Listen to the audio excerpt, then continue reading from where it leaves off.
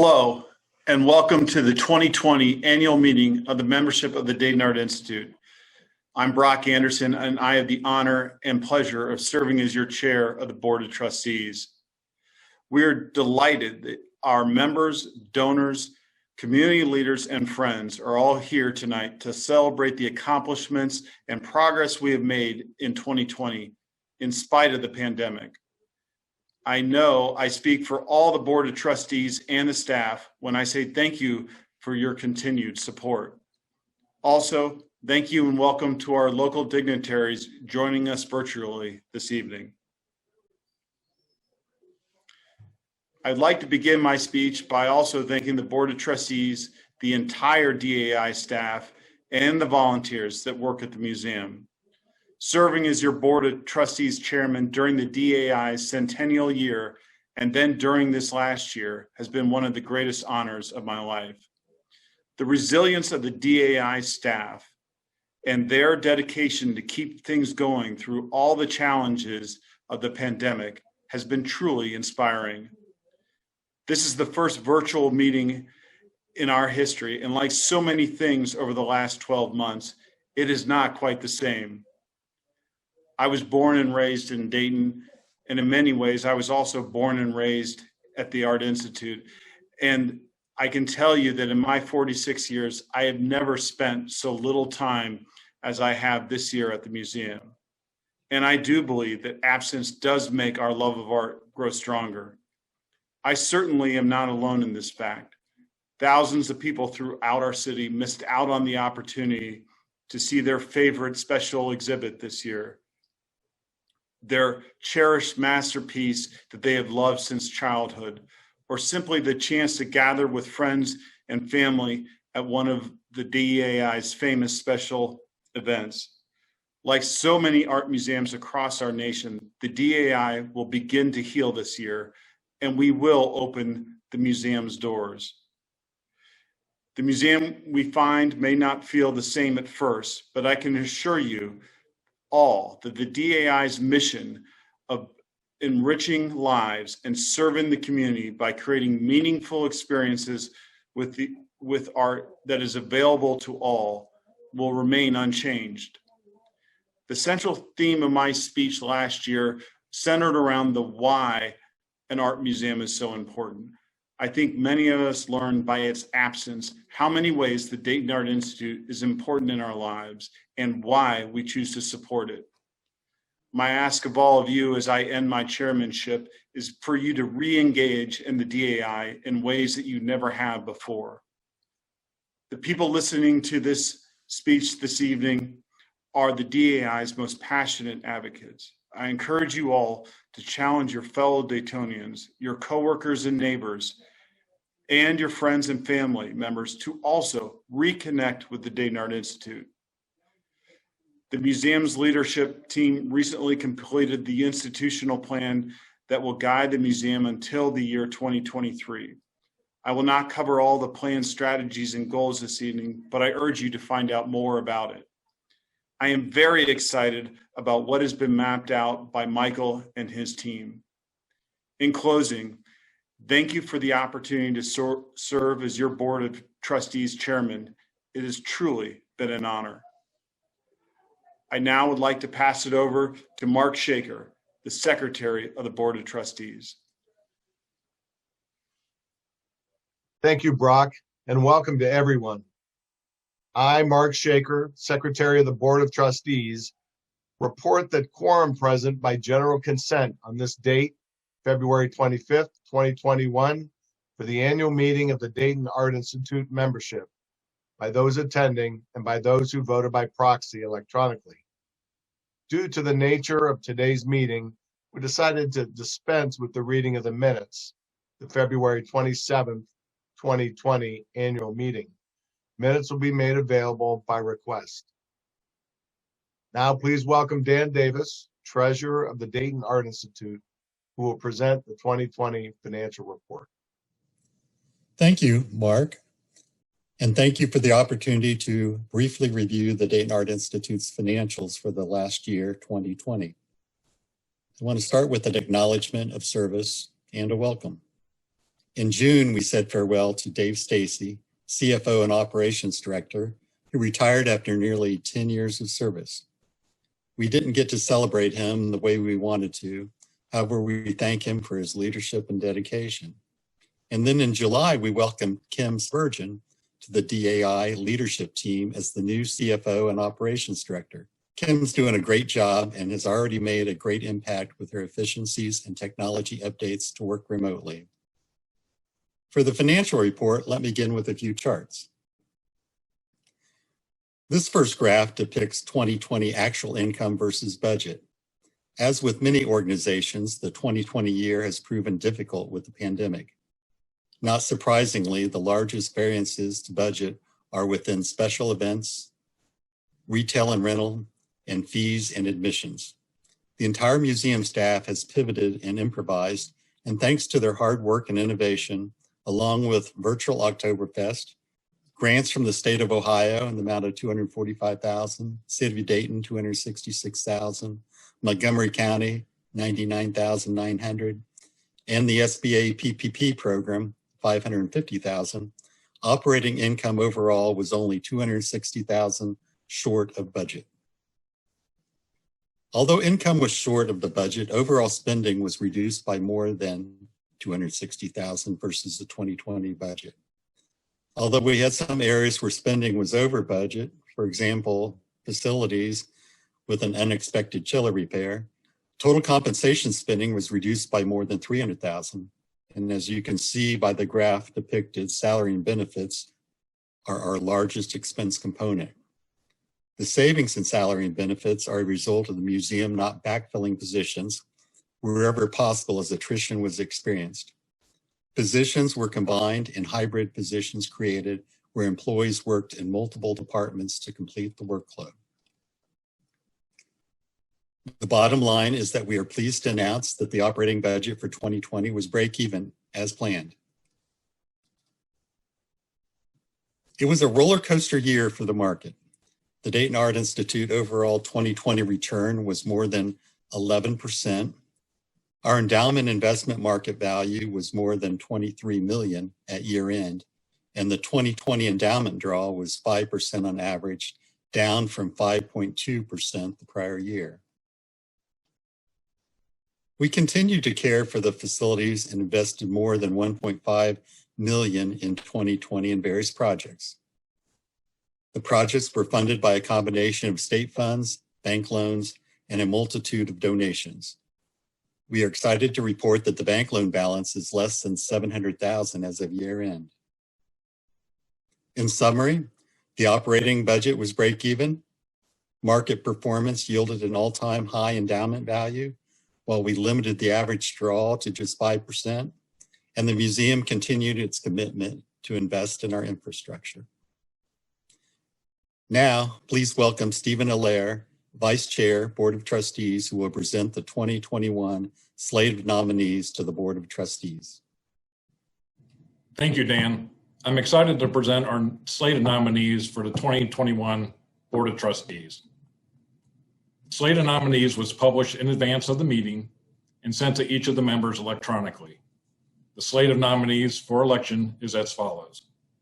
Nominated to serve as officers of the board for 2021, Stephen Allaire, Chairman, Dan Davis, Vice Chair, Mark Shaker, Treasurer, Debbie Watts Robinson, Secretary. Trustees nominated for a renewing 3-year term, Linda Black-Curick, Renee Friedman, Jeffrey McCutis, and Debbie Watts Robinson. Nominated for their first 3-year term as Board of Trustees, Lisa Coker, Jeff Paiza, Jeffrey Wasty, and Danielle Wright. Ex officio immediate past chairman is Brock Anderson III for a 1-year term through December 2021. With the general consent of the membership of the Dayton Art Institute that voted in advance of this meeting, we welcome our new and returning members to the Board of Trustees. Thank you to all who voted. Now please join me in welcoming the chair of the Dayton Art Institute's new IDEA Committee, Stacy Lawson. Hello, and thank you, Stephen. I am proud to share with you that the Board of Trustees recently voted to establish a standing Inclusion, Diversity, Equity, and Accessibility Committee. And this committee's purpose is to build on the work the leadership team and trustees have been working on for the last several years. The new IDEA Committee is comprised of members of the staff along with our trustees. We had our first meeting on October 26th, and we've been meeting regularly. Through this, we developed the following IDEA mission statement. As we activate the mission of the Dayton Art Institute, it is critical that we are intentional in increasing access and representation so that all groups feel welcomed.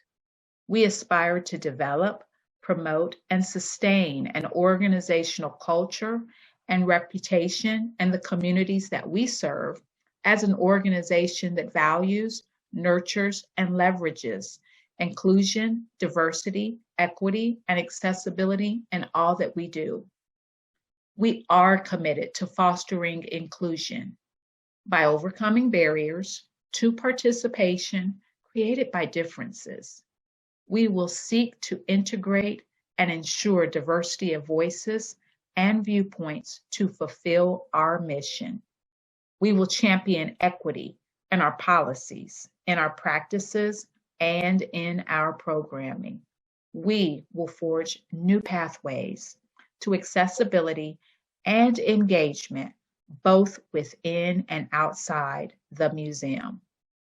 We will live our values and our mission through sustained action, measures, and accountability for change. And as we think about that change, we then developed our pillars of focus for the next 2 years. And we developed 5 specific areas of focus. Number 1, workforce, employment, and board diversity representation. Secondly, training and development. Next, community engagement and outreach. Fourth, collections, exhibitions, and programming. And lastly, vendors, contractors, and suppliers. More than just words, though, these are principles guiding us in how we advance our mission at the Dayton Art Institute through the lens of diversity. It is a comprehensive strategy. It is focused on intentionally creating inclusion in all that we do. And this work is vital and must be ongoing to move the museum to one that represents and welcomes all members of our community. We look forward to sharing our progress with you throughout the coming year and at the 2021 annual meeting. Now, please welcome Michael Roediger, Director and CEO of the Dayton Art Institute, who will recognize the outgoing trustees. Thank you, Stacy. The leadership team and I are privileged to work with so many dedicated, smart, and caring volunteer board members.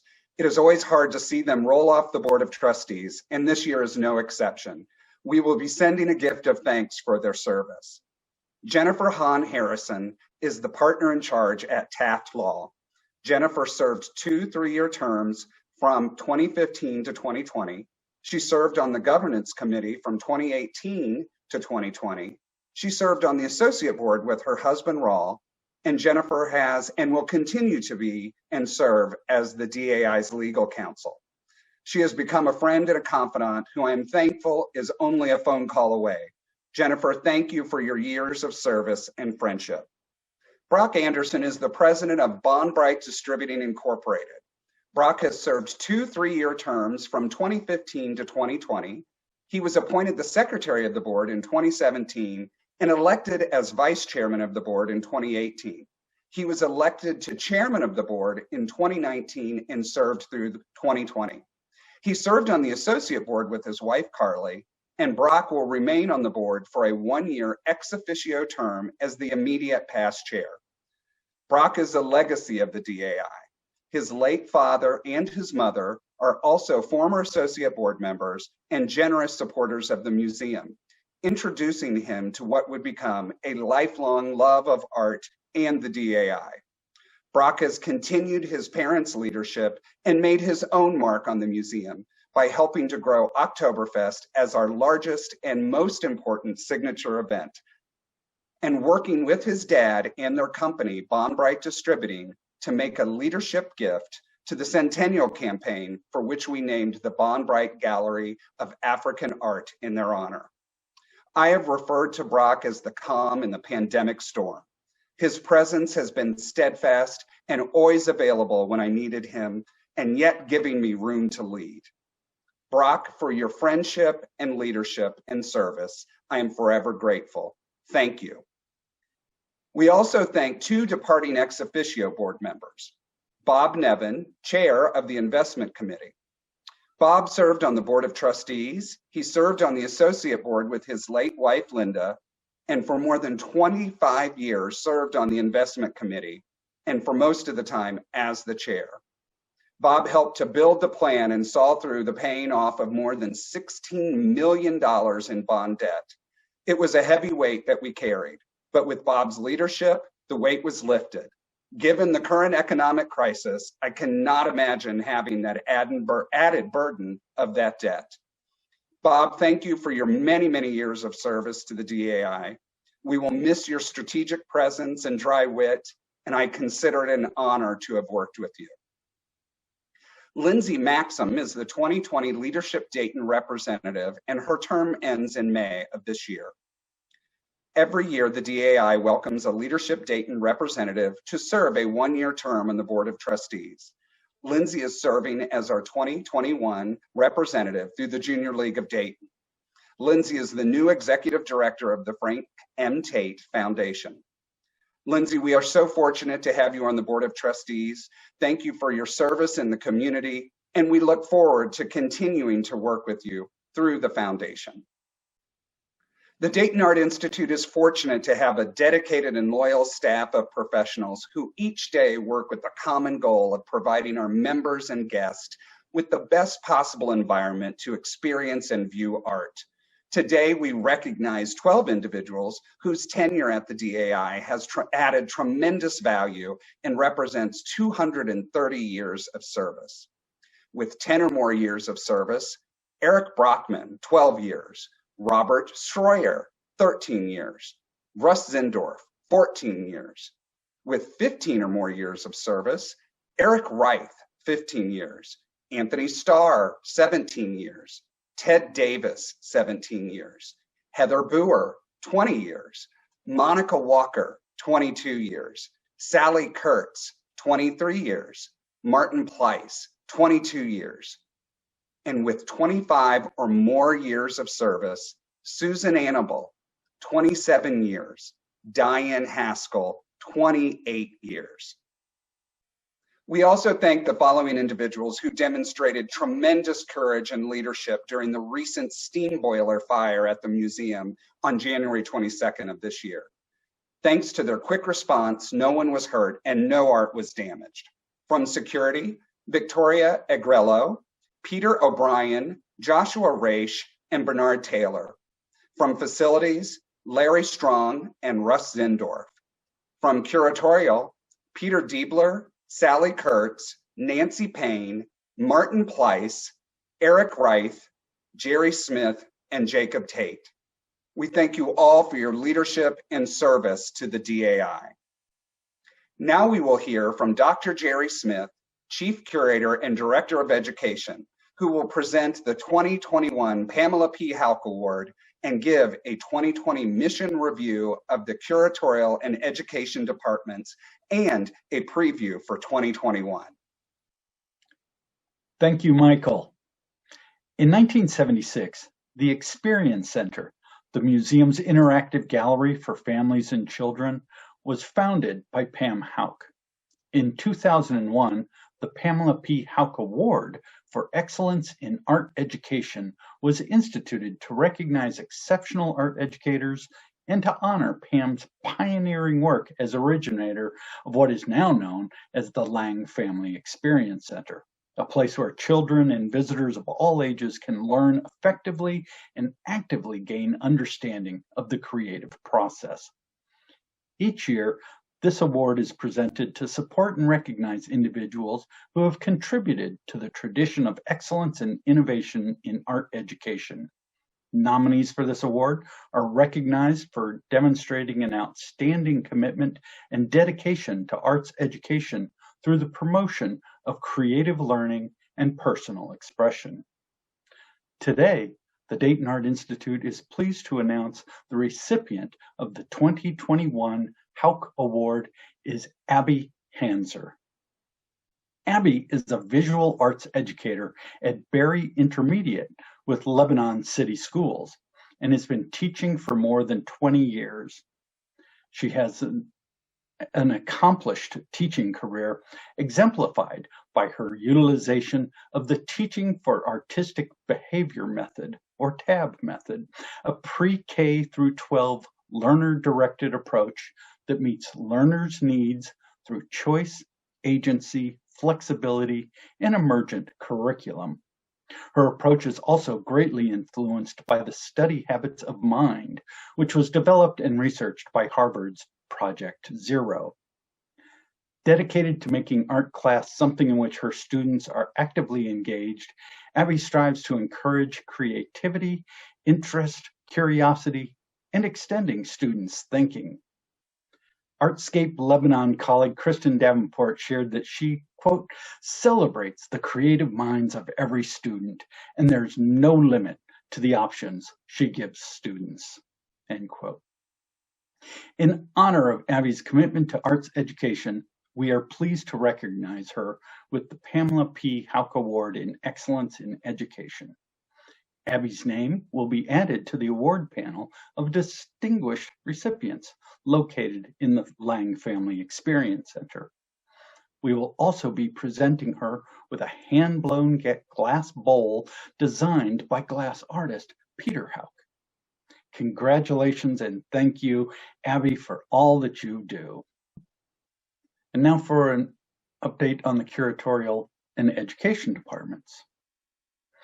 Despite its challenges, 2020 was an active year for the curatorial department. We began the year with the final weeks of the beautiful traveling special exhibition Maker and Muse, Women and Early 20th Century Art Jewelry. We followed this with Samurai Ghosts and Lovers, Yoshitoshi's complete 100 Aspects of the Moon, an exhibition exclusive to the DAI, created by Dr. Peter Diebler, DAI's Kettering Curator of Asian Art. Centered around a recent acquisition of the entire print series by the master Japanese woodblock artist Tsukioka Yoshitoshi, the exhibition also featured items from the DAI collection, along with key loans that included 2 complete samurai suits. It was a wonderful display, but it proved to be the last exhibition for which we could have a traditional opening. 4 weeks later, we closed the museum, forcing us to cancel our planned summer exhibition. Fortunately, since the Yoshitoshi series belongs to the DAI, and we had generous lenders who extended their loans, Samurai Ghosts and Lovers remained on view when the museum reopened in July. We followed Yoshitoshi with a major traveling exhibition, Picasso to Hackney, Modern Art on Stage, organized by the McNay Art Museum. Featuring costumes and set designs along with actual costumes by leading artists from the late 19th and into the 21st century, it was a bold look at theater arts. It opened in September, but again, we had to cut the exhibition short when we closed the museum again in November. We continued to present exciting focus exhibitions to complement our special exhibitions in 2020, but we had to shift the timing on some and reschedule others. Focus exhibitions that were on view included works by Daniel Blau, Swashbuckling Samurai, In the Company of Friends, the Kettering and Patterson Legacy, Archiving Eden, Dornith Doherty Photographs, All by Myself, Japanese Creative Prints, and Bukong E. Kim, Journey to the East. Our thanks go out to Dr. Peter Diebler and Catherine Reichman-Siegworth, the Kettering Curator of Photography and Special Projects. Recognized for her outstanding work, Katie was included in the highly competitive Museum Leadership Institute's Next Gen 2020 program for outstanding curatorial work. Peter continued his association with the Overseas Korean Cultural Heritage Foundation and the National Museum of Korea, from which the DAI received a grant to update the Korean gallery, which you will be able to enjoy during your next visit to the museum. They also conducted conservation work on a monumental Korean screen in our collection. Thank you, Peter and Katie, for your great work. Thanks also go out to our registrar, Sally Kurtz, who handles all of the paperwork for all loans, exhibitions, and acquisitions, and makes all art shipping arrangements. In 2020, with the help of the Hone Registrar and Collections Fellow, Jessica Hayes, Sally oversaw the digitization of the museum's collection and making the collection searchable online, fulfillment of a multi-year project. This is a big step forward for the DAI. Thanks also go out to Chief Preparator and Exhibition Designer, Martin Pleiss, for working on all the exhibitions and gallery work to make everything look fantastic and for everyone to stay safe. And thanks to Preparator Eric Reith, our Lukens Preparator Apprentice, Jake Tate, and to our part-time preparator, Nancy Payne. Curatorial is a lean team that does great things. We continue to improve the DAI collection galleries, and in 2020, we updated several of the European collection galleries. This is work that continues through 2021 as well, as you will see when we are next open. In addition to our exhibitions, we continue our growth, stewardship, and care of the collection. In addition to the conservation of the Korean screen, we also had a recently acquired painting by Worthington Rittridge conserved. It is one of the earliest paintings of Dayton, painted in 1845 from the hill on which the Dayton Art Institute now stands. In 2020, we had 129 diverse acquisitions from across collecting areas, from Asian art, art of Africa, contemporary, and glass, and 95 of the acquisitions were of photography. Of the acquisitions, I want to make particular note of a large gift of several works, primarily of African art, from the estate of Diane Kaminsk, around which we will host an exhibition in 2021. We also were generously gifted a major color field painting by Helen Frankenthaler, a remarkable work that would be welcomed by any art museum in the country with holdings of 20th century art. We will have exciting exhibitions ahead in 2021. Special exhibitions will include art of the 1960s, as well as Ralston Crawford, Air and Space and War. A close look at this major American artist and the work he produced at the time of World War II. Focus exhibitions will include look at the 1920s, Japanese prints, explorations in photography, and a wonderful look at the works of the great Norman Rockwell. The education department, which includes me, lead educator Casey Goldman, and museum educators Matt Berge and Ann Wood, started 2020 on a solid footing. From January to mid-March, we had 846 area students visit us. But then the museum closed and we quickly changed focus. The education team transitioned from offering on-site learning to digital outreach, producing new digital resources and at-home engagements within 2 weeks of the March closing. By the end of 2020, the education team had gone on to produce 94 new and unique online offerings, including downloadable lessons, art making video tutorials, art appreciation videos, live programs with curators and educators, and much more. DAI's on-site and new online educational programming served 21,955 individuals.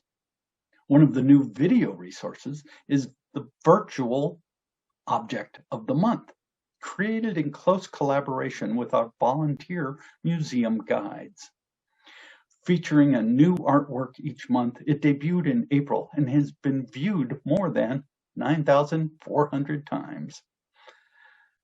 A new video series began at the end of the year, which is Art Vids for Kids, also created collaboratively with the museum guides. DAI's video resources were viewed a total of 12,527 times. Digital programs have also been well received as we created a new digital learning library, which includes standalone lessons and digital versions of PNC Tiny Thursdays, Art Ventures, and Draw from the Collection.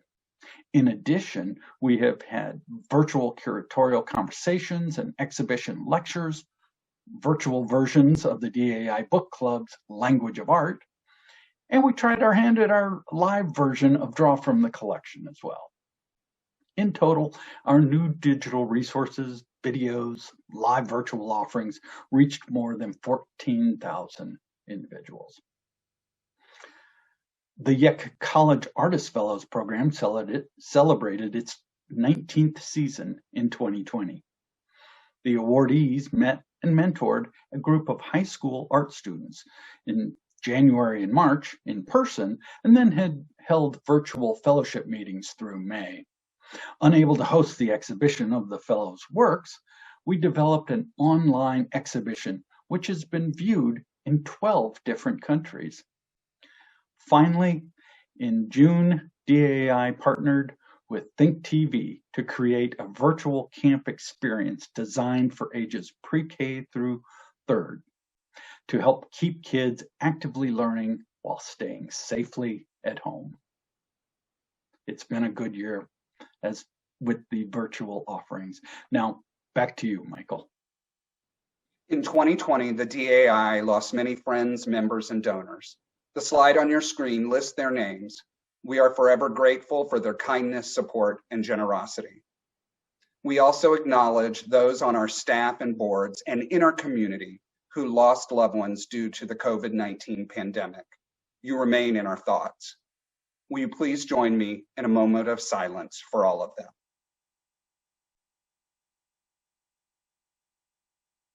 Thank you. Again, thank you for joining us today. 2020 was one of the most challenging years of my career in the history of the museum, for the country, and the world. In difficult times, I try to look for what can be learned and what are the opportunities to be had. And 2020 provided a great deal of both. From the previous reports, you can see that even during a crisis, the DAI and its staff are resilient, dedicated, and committed to moving the museum forward and staying true to our mission. Thank you to our staff for working so hard and for being so flexible and collaborative while learning new ways to communicate and operate a world-class fine art museum remotely, and while closed most of the year to the public. Each and every one of you plays an important role, and I couldn't be prouder to call you my colleagues and friends. Thank you again to our chair, Brock Anderson, and to the Board of Trustees for their leadership. They have been steadfast and supportive in helping us navigate the situations at hand and to finding solutions and opportunities. Thank you to the Associate Board for sticking with us and committing to staying another year. Even though we had to cancel Bourbon and Bubbles and Art Ball due to the pandemic, they helped to raise more than $160,000 through Virtual Oktoberfest. Thank you to our volunteers and museum guides who help us every day. We miss seeing you, and we hope to welcome you back soon when it is safe for you to be on site. Special thanks to all the staff who participated in the DAI Situational Reopening Task Force, who focused on areas of building, cleaning, signage, gallery experience, health, operational, training, diversity, and IT. We will be ready and able to reopen soon, thanks to your efforts. Thank you to the federal government, state of Ohio, Montgomery County, city of Dayton, which all provided CARES Act funding, which allowed the DAI to keep running, and it was vital in keeping all full-time and most of our part-time staff employed and working. Special thanks to the Ohio Arts Council, Montgomery County Arts and Cultural District, and CultureWorks for their ongoing support. Thank you to all of our donors and members who supported the DAI with annual fund gifts and by renewing your membership or becoming new members even when we were closed. Your investment in the future of the museum and the recovery from the pandemic is crucial to our continued success. Thanks to the state capital appropriations bill and capital funding from private donors, the work on the building has continued even through the pandemic. As Jerry mentioned, we continue to make progress on the galleries, and they look absolutely beautiful. The grand staircases, fountains, and landscaping are complete. We are not able to have the rededication of the balcony and the stairs as we had hoped at this time, but we look forward to a date later in the year as things become safer to gather. The first phase of the new LED exterior lighting was installed in December, and now the historic building is illuminated. We are now able to respond to what is happening in the community through our lighting. The next phase will happen this year, and we will light the Rotunda entrance and Leo the Lion. We thank the Dayton Power and Light Foundation, which made the lighting upgrades possible through their generous signature grants program. The pandemic caused us to put a hold on our exciting and well-received Centennial campaign. We will be following up with those that we have leadership requests out to. However, we are uncertain if we will reopen the campaign fully due to the anticipated 2-year recovery period following the pandemic. Please note that we are still happy to accept new gifts to the campaign. We are proud to say that we have raised more than $16 million. Thank you to our honorary chairs, Jim Dickey, Linda Lombard, and the late Jane Haley, as well as our campaign chairs, Allison and John Danis, Denise and Rip Hale, and Laura and Jeff Wasty, and all of the members of the campaign for their outstanding support and leadership. I also say a special thank you to Development Director and Centennial Campaign Manager, Natasha Spears, for her perseverance and dedication.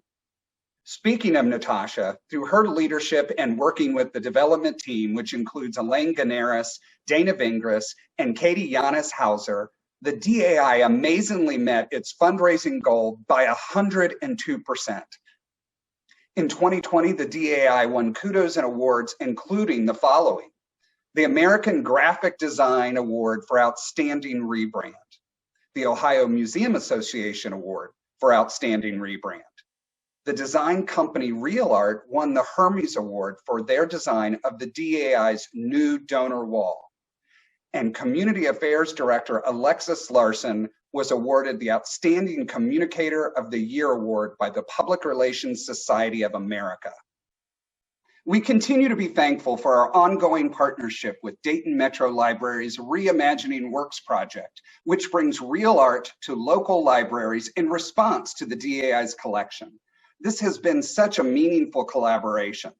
Thank you to DAI employee Susan Annabelle for managing the project. A big thank you to the DAI leadership team members: Janice Goodrich, Assistant to the Director, Alexis Larson, External Affairs Director, Dr. Jerry Smith, Chief Curator and Director of Education, Natasha Spears, Development Director, Kimberly Spurgeon, Chief Financial Officer and Operations Director, and Monica Walker, Human Resources and Administration Director. I am filled with gratitude to each and every one of them for helping me to navigate 2020. Thank you. Finally, thank you to all of you, our donors, sponsors, foundations, and members who invested in the DAI in 2020. We couldn't exist without you. 2020 marked the beginning of the DAI's second century, and what a memorable start it was. Much like when the new Dayton Art Institute opened in January of 1930, and the country was in the midst of the Great Depression, we were navigating the COVID-19 pandemic and new ways of bringing art to help weather the storm and bring peace and reflection to a healing community. We anticipate that this year is going to be even more difficult as we enter the economic recovery from the pandemic. We ask you to continue to support us as you did in 2020 through your annual fund gifts and memberships and bringing others along with you to be present. As we look to reopen, we hope that everyone who enters our doors or explores our digital offerings online feels welcome, included, and finds hope for brighter days ahead, knowing that their DAI stands strong and is a place for gathering and as a place for celebration of art and of our community. Thank you. Now, please welcome back our new board chair, Stephen Alear, to adjourn the 2020 annual meeting of the membership. Thank you for joining us in the Dayton Art Institute virtual annual meeting of the membership. Please note that the 2020 community report is available on the DAI website at daytonartinstitute.org/community report. Also, if you missed the slideshow at the beginning of the meeting, it will run again following the adjournment of the meeting. We hope we will see you at the 2021 annual meeting, and thank you for all you do for your Dayton Art Institute. I declare the Dayton Art Institute 2020 annual meeting of the membership adjourned.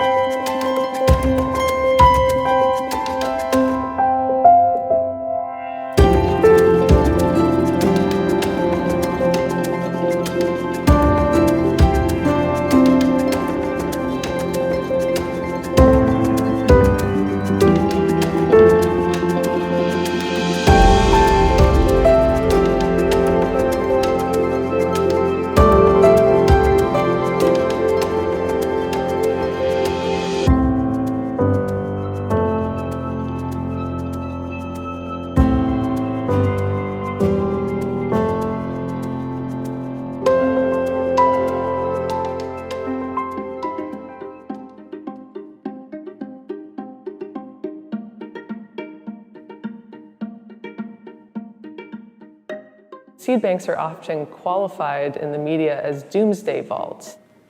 It has this very negative connotation because the idea is they exist because the world is being destroyed. Yet at the same time, these are places full of hope.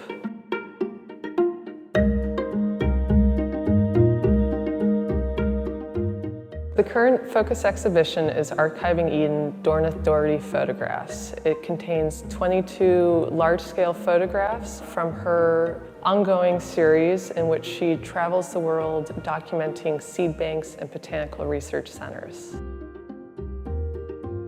I was so profoundly moved by this notion of a global, coordinated collaboration to try to present botanical diversity.